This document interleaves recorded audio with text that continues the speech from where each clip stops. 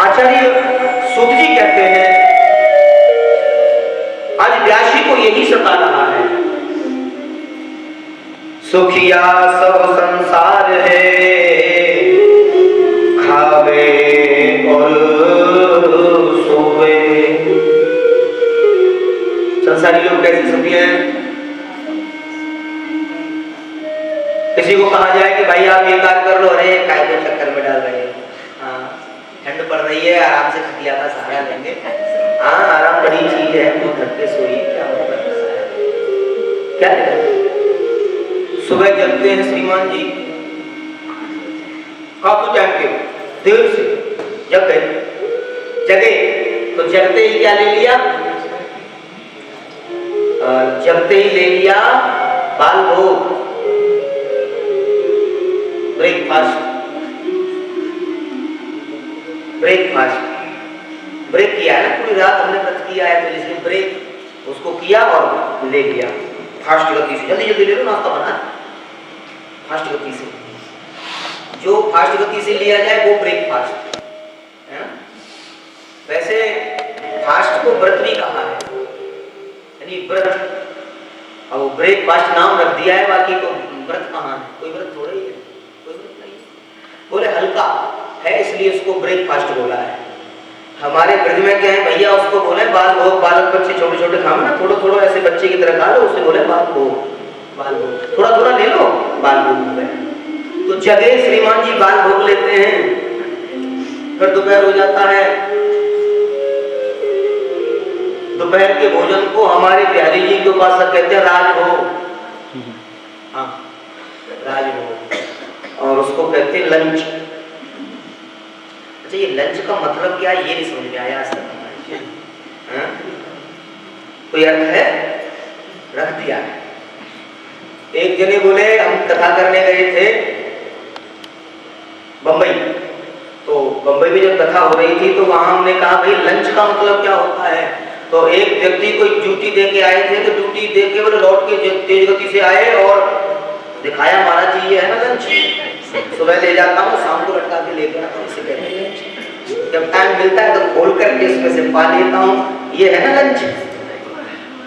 हाँ भैया,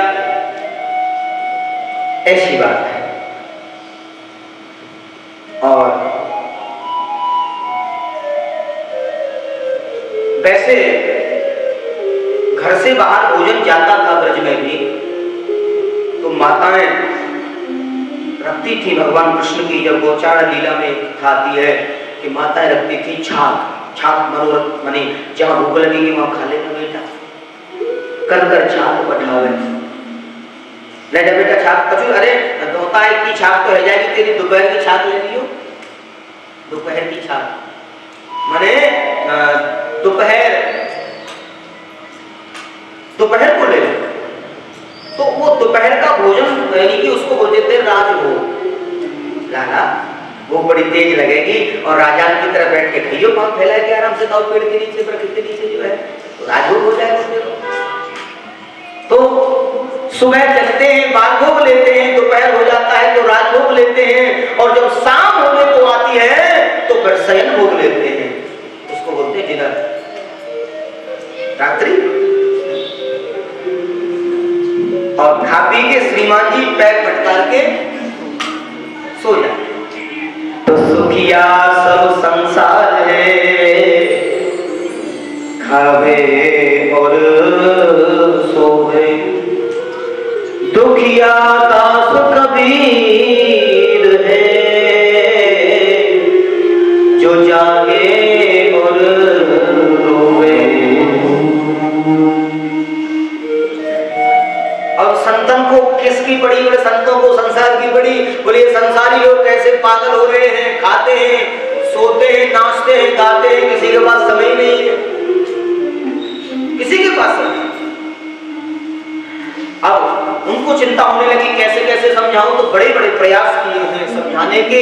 एक वेद था उसके 3 भाग कर दिए, 4 वेद हो गए, 4 वेद बना दिए, छोटे छोटे हिस्से कर दिए और 4 वेदों का निरूपण कर दिया।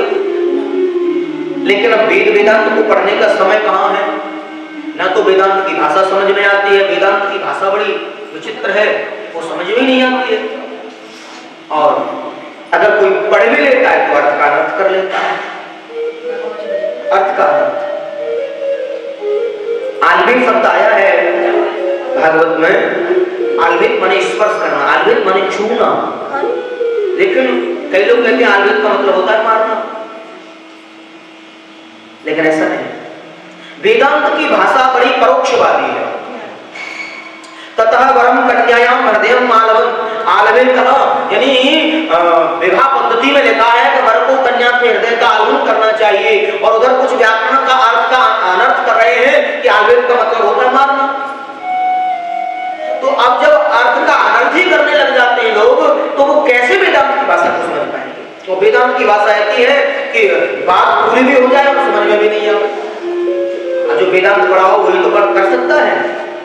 एक कथा प्राय में आपको सुनाता रहा हूं, काफी पुराने समय में भी सुनाता था कि गुरुजी ने कहा कि आप एक शेर कुमारिकायाम मास्यम आलय, अपने शिष्यों से एक शेर कुमारिकायाम मास्यम आलय, यानी एक शेर कुमारी का मांस ले आओ। अब ये वेदांत का विषय है। बालक बोले महाराज जी कहां से लाएंगे कुमारी का मांस? जो है ग्वारपाठा की कुमार देखा आपने? ग्वारपाठा जिसको क्या बोलते हैं, घृत कुमारी,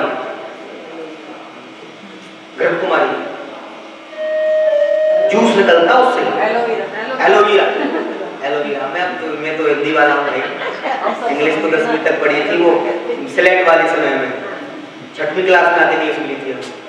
हाँ, तो एलोवेरा इंग्लिश का नाम है।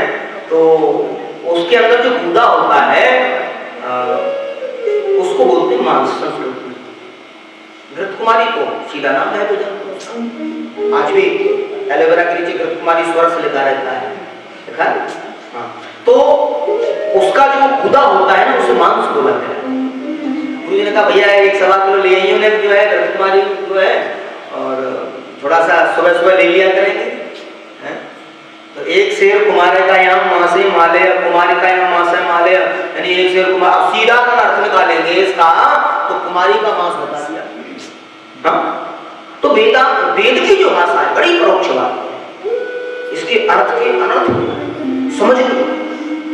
कोई बहुत बड़े किसान 500 बीघा जमीन, उनको सुबह सुबह रोजाना चावल का मांड पीने की आदत थी। तो सुबह गुनगुना मांड पीना वैसे स्वास्थ्य की दृष्टि से बड़ा लाभप्रद है, हल्का है, तरल है, अच्छा बताया है। अब हुआ क्या, पुराने जमाने में गैस वाला जमाना तो था नहीं, चूल्हे वाला जमाना चलता था पहले।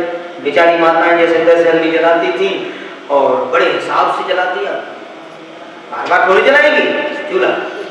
सुबह जल्दी जला दिया और चावल धान कूटे, धान कूट करके उसमें से चावल निकाले और चावल जो है बीन बांध के तैयार किए और उनको उबलने रख दिया। और श्रीमान जी आएंगे खेतों से टहल के और दांतन कुल्ला करते हुए, ले जी गुनगुना गुनगुना, आदत थी उनको गुनगुना मांड पीने की। अब हुआ क्या, उस दिन कुछ बाहर से लोग मिलने आ गए, बाहर से कुछ लोग मिलने आ गए बैठक में, और श्रीमान जी को मांड पीने की आदत समय से थी, लेकिन उस दिन देर हो गई और उनकी जो घरवाली थी उनको चिंता लगी। अब देखो ओवन ये सब तो था नहीं कि रख दो बना के गरम गरम मिल जाएगा, अब तो दोबारा चूल्हा जलाना पड़ेगा, या फिर वहीं बैठे रहो जलाते रहो गरम बना रहेगा। तो वो बड़ी चिंता में बोले कैसे कहें, इनको मांड भी पीना है और बोलेंगे तो फिर बेइज्जती हो जाएगी कि इतना बड़ा आदमी मांड पी के काम चलाता है सुबह सुबह। न जाने कहीं से उनका लड़का आया, बेटा माँ आप इतनी उदास क्यों बैठी हो? बेटा क्या बताऊँ, सुबह से बहुत देर हो गई और तेरे बाबूजी तो आते ही नहीं उठ करके, अंदर ही नहीं आते, बैठे हुए बैठक में लोगों से बातें हो रही हैं, हमारा ध्यान ही नहीं है, ये मांड ठंडा हो जाएगा। और पुराने जमाने में जब कोई ज्यादा गर्म चीज होती थी तो उसे कठौती में ठंडा करते थे। कठौती जो पत्थर वाली जो होती थी, इसमें आटा गूंथते थे, वो उसमें ऐसे डाल दिया और उसमें ठंडा होता था। अब तो जो है बेटा देख मैंने तो कटौती में भी कर दिया है और ज्यादा देर भई ना तो बल्कि ठंडा हो जाएगा, शीतल हो जाएगा। बालक बोला माँ डायरेक्ट तो मैं भी नहीं कह सकता पर कहूंगा, परोक्षवादी भाषा से कहूंगा, शायद पिताजी समझ जाए। सबको जाकर के बच्चे ने प्रणाम किया। सबको मेरा प्रणाम, नमस्कार, राम राम जी। हमारी परंपरा, हमारे संस्कार, जय श्री कृष्ण। आइए, हाँ हमारे ज्येष्ठ पुत्र हैं ये, हमारे बेटा हैं ये। और अच्छा बाबूजी, हाँ बताइए क्या बात है। बोले एक कोई व्यक्ति आया है आपसे मिलने। कौन आया है? पिताजी ने भी मालूम नहीं क्या कहने वाले हैं। कौन आया है? बोले पिताजी धानुपुर से मांडू आयो है, धानुपुर से मांडू आयो है और कटवतिया के तट पे बैठो भयो है और जल्दी चल करके मिल लीजिए, नहीं तो फिर शीतलपुर को चला जाए। हाँ जल्दी चलो। तो समझ गए, मेरा मन ठंडा हो गया। भैया अभी आया, वो थोड़ा बहुत दूर से आए, तो 2 मिनट में भी आए मिलके। अभी आए, देखा तो बेचारी बैठी है, आए रे ले लो। तो वेद की भाषा भी, मेरा मूल उद्देश्य बताने का ये था कि वेद की जो भाषा है ये बड़ी परोक्ष बात समझ में नहीं आती। व्यास जी ने बड़ा सरलीकरण किया, लेकिन जब बैठ गए हाथ कर करके कि मैं कैसे समझाऊं, इन लोगों को कैसे समझाऊं, समझा नहीं सकता। अब तो जो है एक एक श्वास की गिनती है प्रभु के यहां, लेकिन लोगों को कोई जागृति नहीं, कोई जानकारी नहीं। अब तो जो है एक दिन बैठे बैठे रोने लगे, महात्मा रोने लगे, क्या करूं इस संसार के लिए, मुझे बड़ा विचित्र लगता है। तो वहां देवर्षि का आगमन हुआ है, देवर्षि नारद आए हैं और उन्होंने संत चरणों के आश्रय का उनको निवेदन किया है कि आप संत चरणों का आश्रय ले लीजिए महाराज, और आपकी समस्या सॉल्व हो जाएगी, आपकी समस्या सरल हो जाएगी।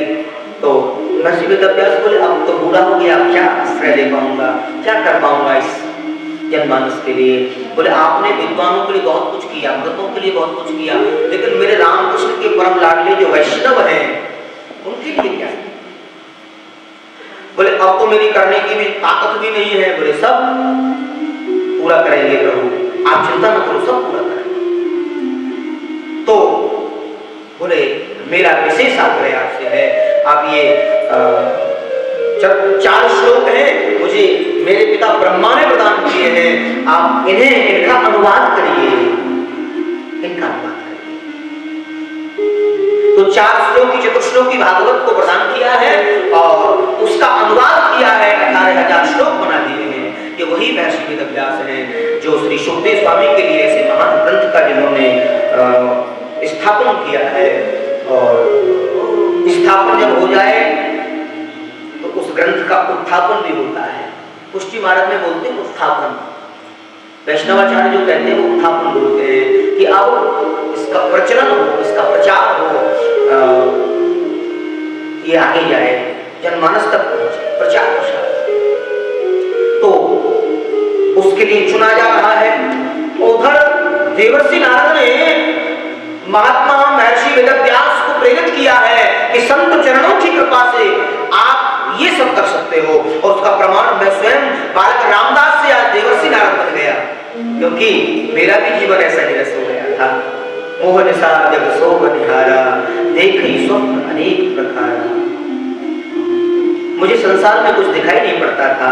मेरी माँ को जब मालूम हुआ तो संतों से भी आगे मना कर दिया, बाबा आप चतुर्मास पूरा करके जब जाओगे ना तो मेरा एक निवेदन है, मेरे बेटे को बिल्कुल अपने साथ मत ले जाना, क्योंकि मेरा तो इकलौता है, कैसे रहूंगी उसके बाद?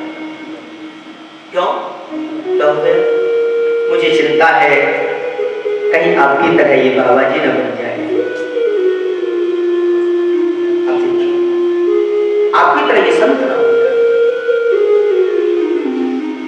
आज देवर्षि नारद को संत चरणों में ऐसे लग गए, रोजाना चरण दबाएं, बाबा गुरुजी हमें ले चलना अपने साथ, हम आपके साथ चलें।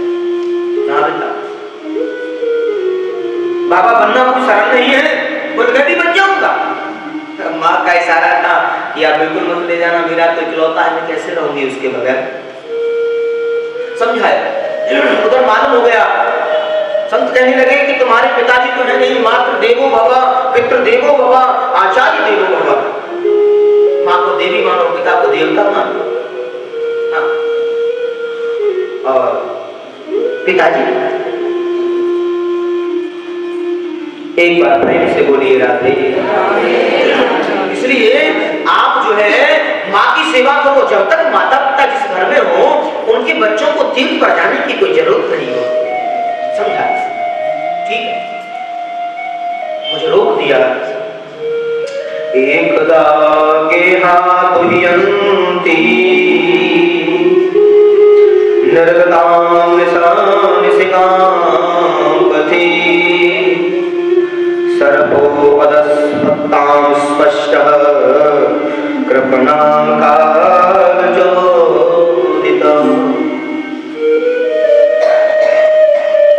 एक दिन गाय दुहाने मेरी माँ गई, फूल बगियों से आ रही थी, उस वाटिका से निकल करके एक सर्प ने मेरी माँ को डस लिया और मर गई मेरी माँ। मैं बड़ी जोर से रोया। मुझे जन्म देने वाली मेरी माँ चली गई। एक तो मन में कष्ट हुआ कि मुझे माँ नहीं मिल सकती अब इस दुनिया, और एक मेरे मन में खुशी हुई कि एक माँ ही तो थी मुझे रोकने वाली। बस अब मुझे कोई रोक नहीं सकता है। और बस माँ का संस्कार पूर्ण किया और आ गया जो द्वादश अक्षर जो मुझे मिला मंत्र, ओम नमो भगवते वासुदेवाय, ओम नमो भगवते वासुदेवाय। मैं उसी को भजता है। देवताओं द्वारा प्रदत्त ये पीड़ा है, इसका मैं वादन करता हूँ और आनंद से देवदत्ता में माम बीड़ा स्वर ब्रह्म विभूषिता स्वर ब्रह्म विभूषिता। ऐसी देवताओं के द्वारा प्रदत्त ये पीड़ा मुझे मिली, उसका गुणानुवाद करना।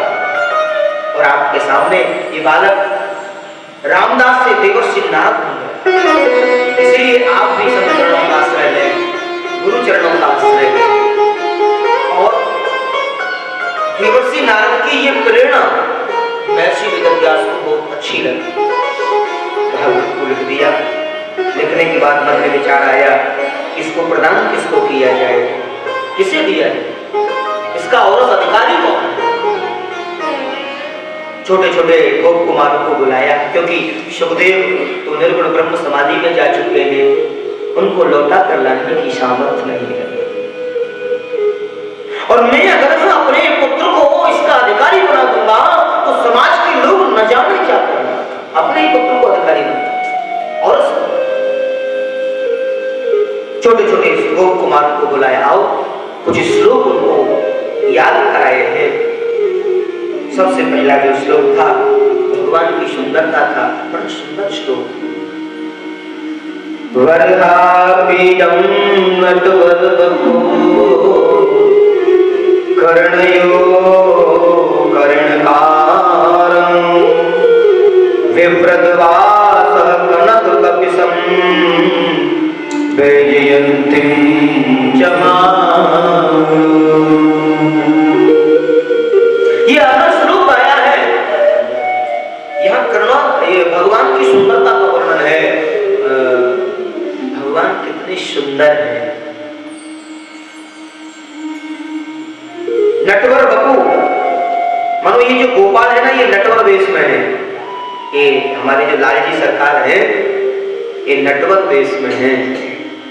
वरदापीडं नटवर बपू कर्णयो कर्णका। कहते हैं मोर पक्षी का जिन्होंने मुकुट पहना हुआ है और नट जैसा जिनका स्वरूप है, नट के रूप में है, और कानों में कुंडल पहने हुए हैं, गले में वैजंती माला है, अधरों पर मुरली है, मुरली बजाते हैं, लाल लाल होठ हैं और बिंबाफल जैसे होते हैं और टमाटर जैसे एकदम लाल। देखो मेरे लाल कैसे है, तभी तो हमारे रसिकों ने लिखा है ना, लाली मेरे लाल की जित देखूं लाल देखन में चली मेरे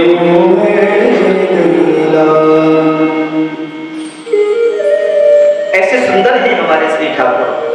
कैसे? मेरा वो पाल गिरधारी जमाने से लाला है। मेरा पाल गिरधारी जमाने से लाला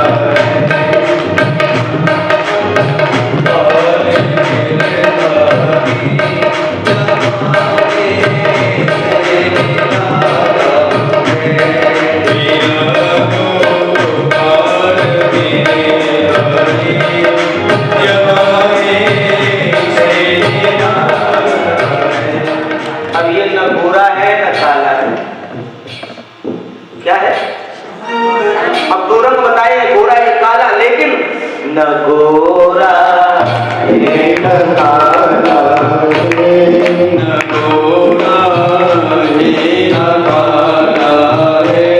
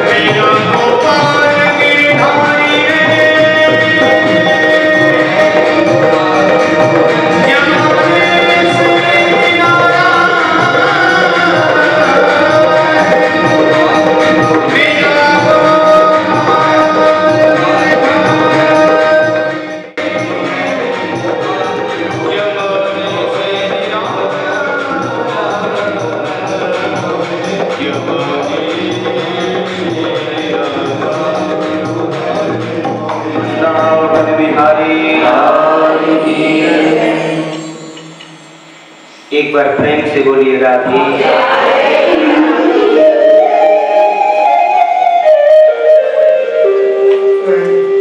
ओहो, इतना सुंदर है वो, न गोरा है न काला है, तो देखने में कैसा होगा? अरे कैसा भी तो होगा। जब भगवान का सुंदर अवतरण हुआ तभी तो सब यही कहती थी ना, ब्रजांगनाएं ब्रजगोपियां, चलो देखिया मैं, हाँ चलो देखिया मैं कैसो भयो है। आज ऐसा भाव सुखदेव के मन में भी हुआ है कि वो कैसा है, कैसा हुआ है। अब कल्पनाएं जब हुई तो मन में जागृति हुई शिष्यों से, आगे बताओ ना और कैसे है वो। शिष्य तो बेचारे आधा श्लोक जानते थे तो बंद हो गए, बोले हमें इतना ही आता है। आगे बोली हाँ हाँ कोई होगी सुंदर, हमें क्या लेना देना किसी सुंदर से। आंखें फिर लग गई, सौंदर्य के भाव से जागृति तो हुई लेकिन फिर आंखें लग गई। गुरुजी थोड़ा आंख टिमटिमा रहे थे और देख रहे थे हम ऐसे ऐसे करके, कुछ कहा नहीं तो कुछ नहीं बोला। पुनः आंखें दोबारा समाधि में चले गए। व्यास जी बोले अब मेरी पहली दवा तो फेल हो गई, अब ये तो घबरोग औषधि है ना, दोबारा से गुड़िया बनाऊंगा और फिर दवा। अब तो जो है ऐसी बढ़िया वाली औषधि तैयार कर रहे हैं।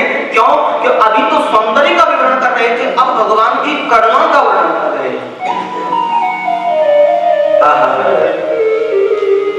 अहो बकियम स्तनकालकूटम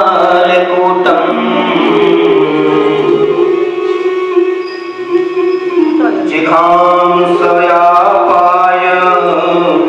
यथाप्यैषागविम् देवी गतिर्धा प्रचिन्तां किं वा दयालु शरणं व्रजे। ओहो कैसे दयालु है, कैसे कृपालु है भगवान की जब करुणा का वर्णन। अब देखो उनसे बड़ा कृपालु कौन हो सकता है, दयालु कौन हो सकता है? जो पूतना भगवान को मारने के लिए आई, अवोवक्यम स्तन कालकूटम, अपने स्तनों पर कालकूट नामक विष लगा करके आई और उसको ही भगवान ने मुक्त कर दिया। मौसी जी आपको मुक्त कर देंगे।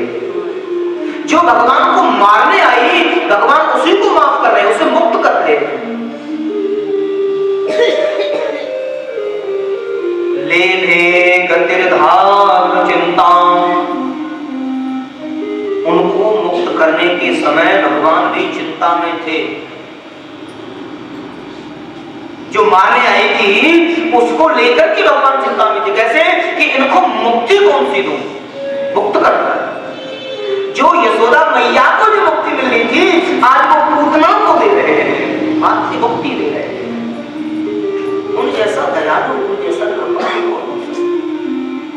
आज हमारी कोई बुराई भी कर देना तो हमें लगता है इसको मार ही डाले, बड़ा चौकी हमारी। बुरा करना तो बहुत बड़ी बात है, अगर किसी ने बुरा कर दिया तब तो महाराज रोक भी नहीं पाएंगे आप इसको। हमारा बुरा हमारा ही क्यों किया इसने, हमारा चाहे इससे मेराना था, चाहे इससे हमारी झगड़ा था, चाहे लड़ाई थी और हम इसको छोड़ेंगे नहीं, इससे बदला लेके मारे।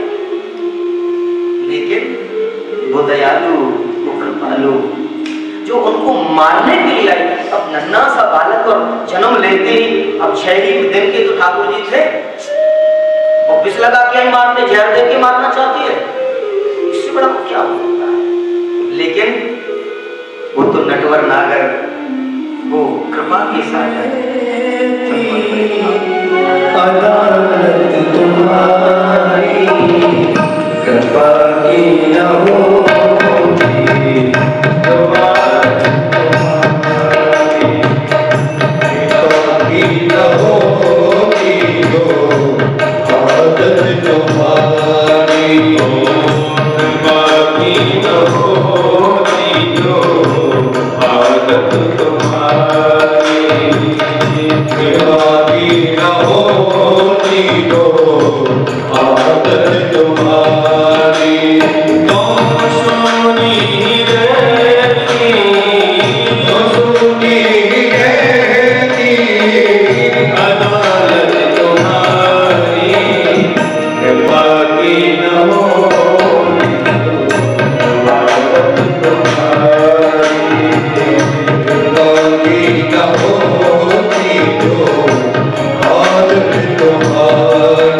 जो दीनों के दिल में जगह तुम न पाए, जो दीनों के दिल में जगह तुम न पाए, जो दीनों के दिल में जगह तुम न पाए, जो दीनों के दिल में जगह तुम न पाए, तो किस दिल में होती, तो किस दिल में होती इबादत तुम्हारी, कृपा की न होती तो आदत तुम्हारी, कृपा की न होती तो आदत तुम्हारी।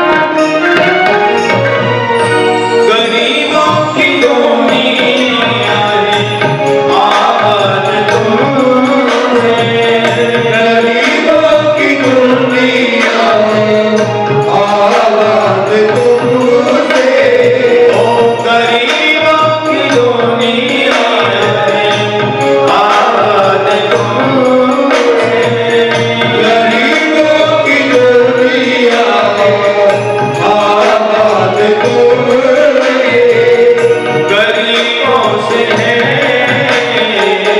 गरीबों से है, ओ गरीबों से है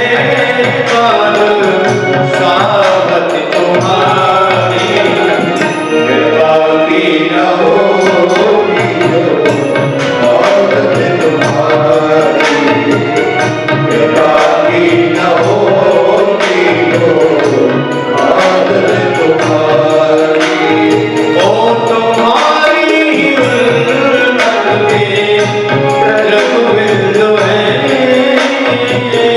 तुम्हारी उल्लत के रघुविंद है, ओ तुम्हारी उल्लत के रघुविंद है, तुम्हारी उल्लत के रघुविंद है, तुम्हें सौंपते, तुम्हें सौंपते, ओ तुम्हें सौंपते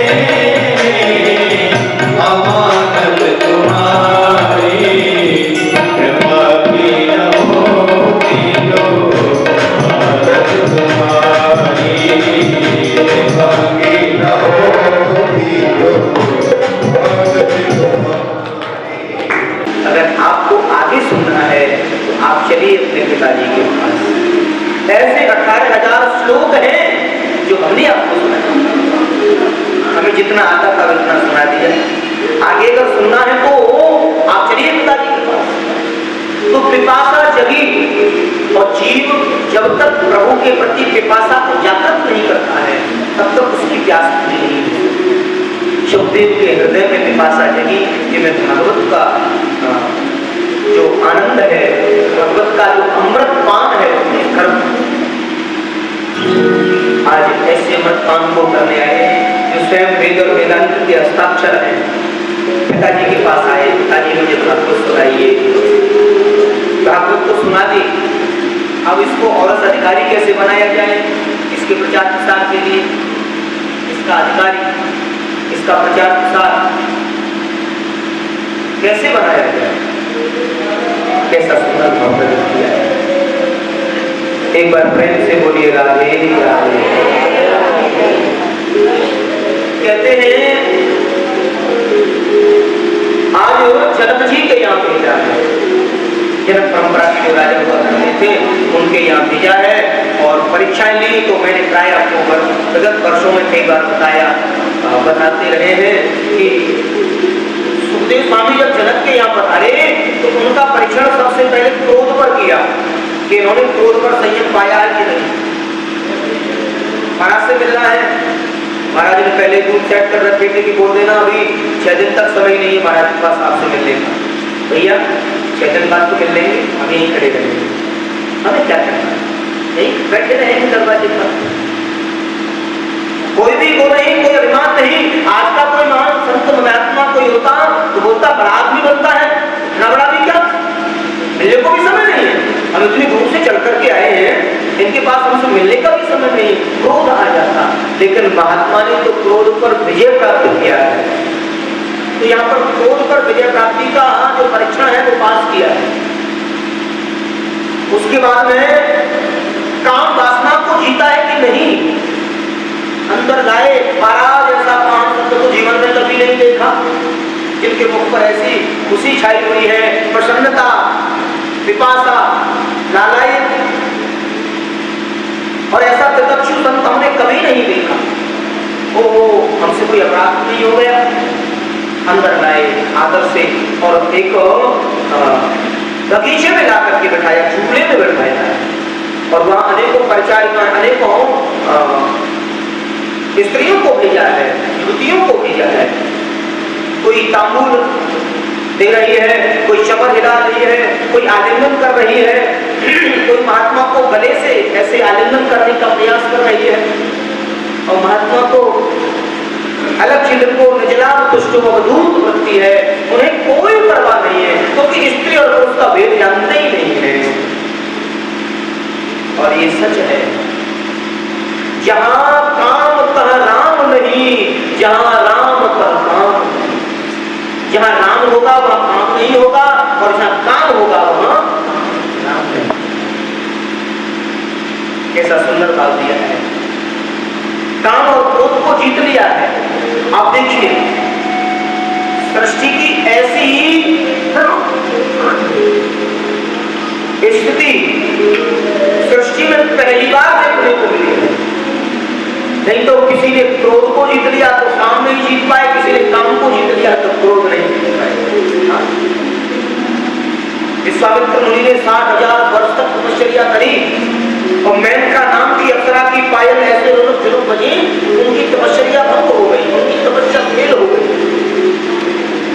लेकिन जहां सुखदेव स्वामी का नाम आता है, भागवत के महान वक्ता सुखदेव स्वामी, उनका जब नाम आता है तो गर्व से सिर ऊंचा हो जाता है, जिन्होंने काम और क्रोध दोनों को विजय पा लिया है।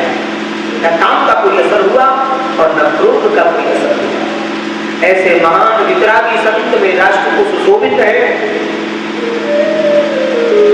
आज उन्हीं की चरण धूलि का श्री आश्रय जो पाते, ऐसे भागवत जैसे महान ग्रंथ को जिन्होंने बताया, कहते जनक जी महाराज तो साष्टांग चरणों में लेट गए, महाराज मैं आपको क्या भागवत पढ़ाऊंगा, आप तो साक्षात वेद और वेदांत के हस्ताक्षर हैं, आपको क्या मैं यहाँ से सिग्नेचर करूंगा कि आप ही वक्ता हैं। अरे आप तो स्वयं हस्ताक्षर हैं, आप तो स्वयं सर्वज्ञ हैं, सर्वज्ञाता हैं। जनक जैसे महान ज्ञानी राजा ने जब ये कहा तो सारी समाज में बात चली गई। ऐसे महान महात्मा का आगमन हुआ है, ऐसे महान संत का आगमन हुआ है। ये वही जिन्होंने राजा परीक्षित को सप्ताह मृत्यु के साथ से मुक्त किया है। राजा से जो अपराध हो गया, कहते हैं ये परीक्षित कौन है। वैसे परीक्षित के प्रसंग को सुनाना ज्यादा जरूरी नहीं समझते थे, लेकिन जिस व्यक्ति के जीवन चरित्र से भगवत चरित्र जुड़ जाए, भगवत कथा जुड़ जाए, वो व्यक्ति भी कोई साधारण नहीं हो सकता। राजा परीक्षित को 7 दिन में मृत्यु के श्राप से जिन्होंने बचाया, क्योंकि परीक्षित की जन्म की कथा से भगवत कथा का उदय होता है। भागवत कथा का उदय बताया है। श्री कृष्ण कथो उदयम, श्री कृष्ण कथा का उदय होता है। तो परीक्षित भी कोई साधारण नहीं है। आज परीक्षित की प्रसंग की कथा को बताया, परीक्षित के जन्म प्रसंग को बताया, और राज्याभिषेक आदि की कथाओं को सुनाया। कौरव पांडवों के युद्ध की जो कथा है उसको सुनाया। कहते हैं अश्वत्थामा के द्वारा द्रवनीघात किया जाता है, 5 बच्चों को, 10 बच्चों की हत्या कर दी जाती है, लेकिन विप्र जान करके उन्हें भी छोड़ा है। क्यों? मालूम है, जैसा करोगे संग वैसा चढ़ेगा, क्योंकि उन्होंने संग किसका किया? कृपा निधान। कभी सोचा उन्होंने कृपा निधान का संग जो किया है, वो तो कृपा करते हैं, कृपा के सागर हैं, सर्वज्ञ हैं, हमेशा छोड़ो। हाँ। ऐसा संत जैसा जीवन जिन्होंने जिया, इसीलिए भगवान कृष्ण को योगाधीश, योगेश्वर कहा। एक बार प्रेम से बोलिए राधे राधे। अच्छा, राधे राधे बोलने में कुछ सुस्ती आ रही है, मुझे याद है समय हो गया है, लेकिन करूं क्या, मन एक कोई मानता ही नहीं। हाँ, अभी 5 मिनट में कथा सुनाएंगे। अब देखिए, थोड़ा सा आप लोगों को जल्दी आना चाहिए, ठंडी का मौसम है, बारिश भी हो रही है, आज तो थोड़ी सी कृपा भी नहीं हो रही है, अभी हमने सुबह बड़ी प्रार्थना करी इंद्रदेव से, महाराज 20 वर्षों में पहली बार आपने ऐसी कृपा करी, पहले दिन दे दिया। कौरव और पांडवों की जो कथा, महाभारत की जो कथा है, उसको समाहित किया है और अश्वत्थामा को छोड़ दिया है, विप्र समझ करके, गुरुपुत्र समझ करके। कहते हैं द्रौपदी ने मना किया है, अर्जुन विकल हो रहे हैं, बाबा ने भी लिखा है। क्यों? क्योंकि गलती भी अगर की है तो ब्राह्मण से हुई है ना, तो हमारे शास्त्रों में वर्णन है कि ब्राह्मण से अगर कोई गलती भी हो तो उसको क्षमा कर देना चाहिए, क्योंकि जन्म तो उसने बिल्कुल नहीं किया। पूजिए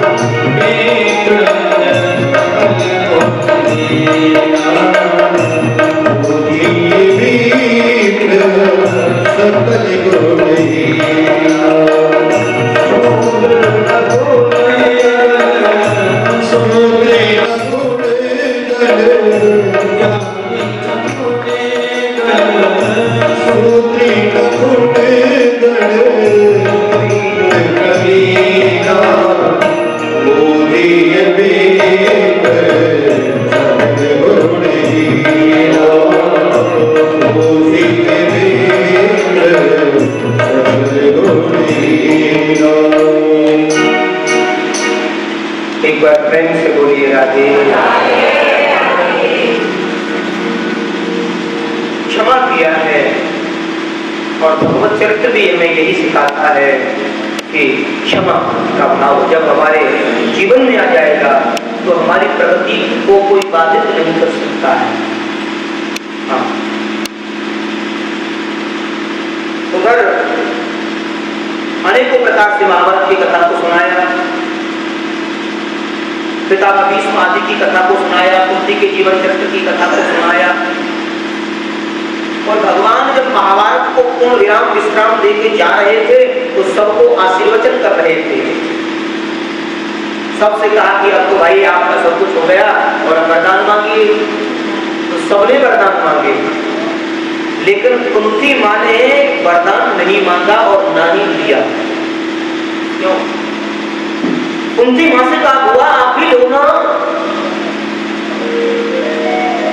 अब ये बात कैसे हुई? ये बात हुई थी जब परीक्षित को मारने के लिए अश्वत्थामा ने ब्रह्मास्त्र चलाया था, तो भगवान को चोरी छुपे कुंती मां ने देख लिया। हाँ, एक रूप से तो बैठे थे सभा में और एक रूप से भगवान संक्षिप्त बिल्कुल सूक्ष्म रूप लेकर के और गर्भ में प्रविष्ट किए, गर्भ में प्रवेश कर गए। कुंती माँ ने ये तमाशा देख लिया। ओहो नंदलाल तेरी ये चतुराई, हमें दिखाने के लिए बाहर खड़े हो और इधर प्रवेश कर गए गर्भ में। क्योंकि उत्तरा को कहा कि बेटी आप अपने मन में मां का भाव लाओ, मां बस गर्भ में प्रवेश। तो जब सुदर्शनधारी गर्भ में जाकर के मेरे पोते मेरे पौत्र की रक्षा कर रहे और एक रूप से बाहर खड़े। जैसे भक्त की चतुराई भगवान के सामने नहीं चलती है, वैसे ही भगवान की भी चतुराई भक्त के सामने पकड़ ही क्या। आज आपने मुझे भगवान बनाया है, और जब भगवान बना ही दिया है तो भगवान से तो वरदान लिए जाते हैं, वरदान नहीं कहने पर भी नहीं। उनकी का जीवन चरित्र बाल्यावस्था से और अब तक का कैसा था। विपदो नैव विपदः संपदो नैव संपदः विपद नारायण विस्मृति संपन्न नारायण स्मृति।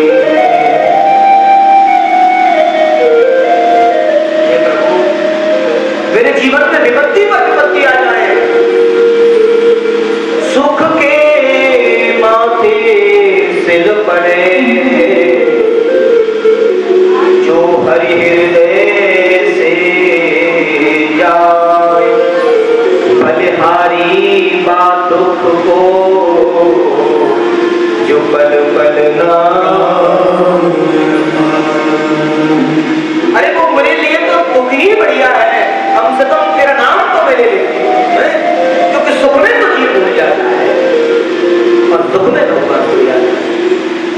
इसलिए मुझे तो दोनों अच्छे लगते हैं, सुख दे दो दुख दे दो, जो चाहे सो दे, जो चाहे सो दे।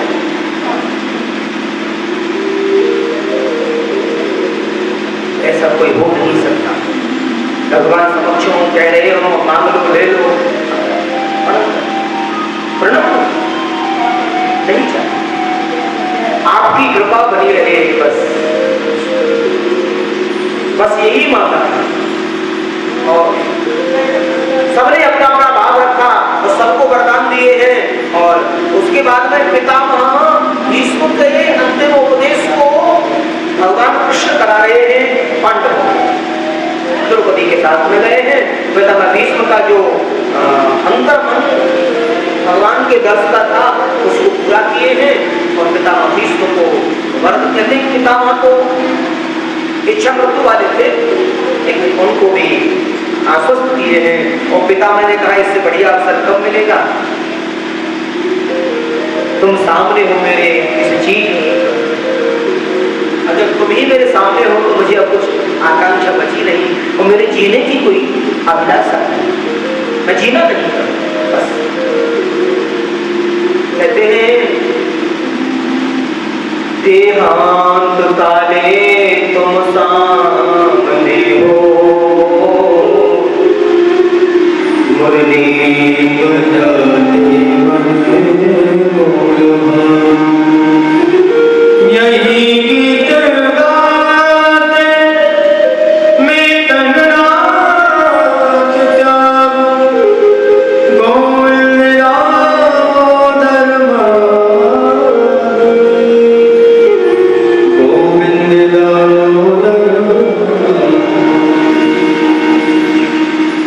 बढ़िया जीवन का अवसर मिल नहीं सकता।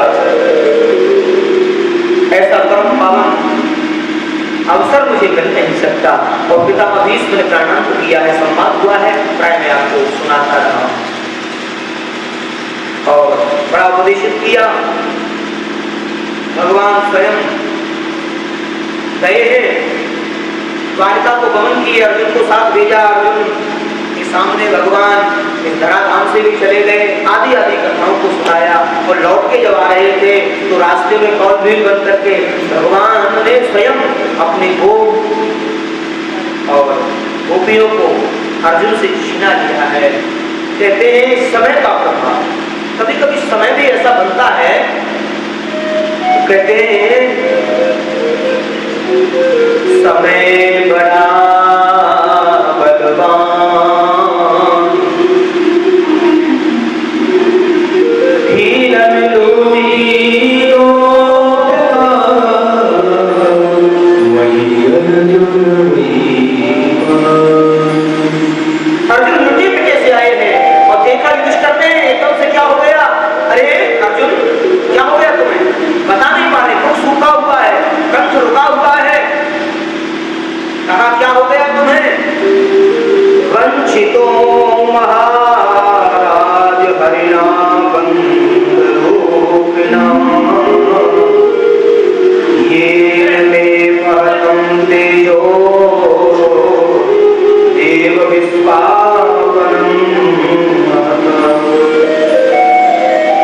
या जिस कृष्ण के बगैर एक मिनट भी हमने रहना नहीं सीखा, बंधु आज वो स्वामी हमारे बीच से चले गए, धराधाम से चले गए, परम गुरुदेव हमें छोड़ करके चले गए।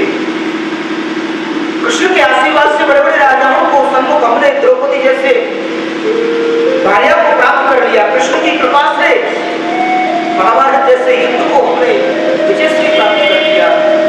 क्या नहीं किया उनकी कृपा से हमने, आज वो हमारे बीच से चले गए। कहते कुंती माई खंबे से सर लगाए सुन रही थी, कुछ बोली नहीं है। जैसे राजा दशरथ का प्राणांत हो गया राम की याद में, राम राम कहे राम कहे, राम राम कहे तन पर हरि रघुबर विरह ये रोवे शोभा। कैसा भाव प्रकट किया है।